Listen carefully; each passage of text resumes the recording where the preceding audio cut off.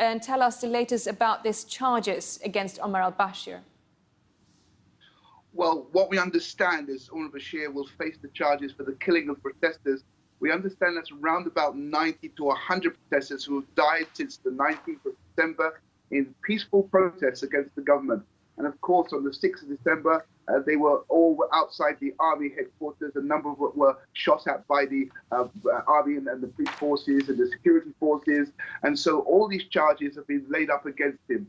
Now, he's been in Covert prison, which is a federal prison, since the beginning of this month.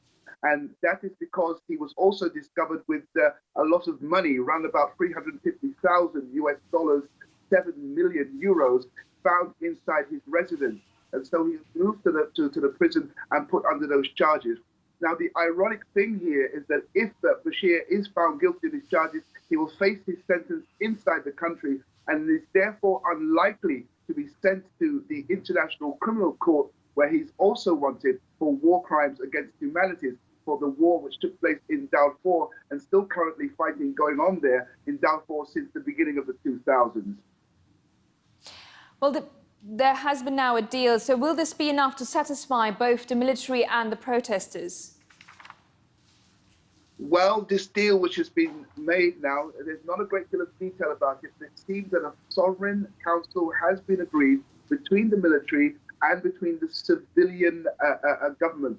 So it means that civilians will be taking part in the government, but it doesn't seem they've got all the demands that they wanted, in a sense that they were looking for having all the government controlled by civilians, but there will be some sovereign elements, some military elements present in that, and we can expect that this agreement will go forward tomorrow, where more discussions will take place about how long the period of the transition can take place. Now, I understand that the protest groups were in fact asking for 4 years, and they've come down now to 3.5 years, and the army were in fact asking for 2 years, and they said they will have 2 years, but it could be possible that it could be increased. So there is some kind of meeting of two sides.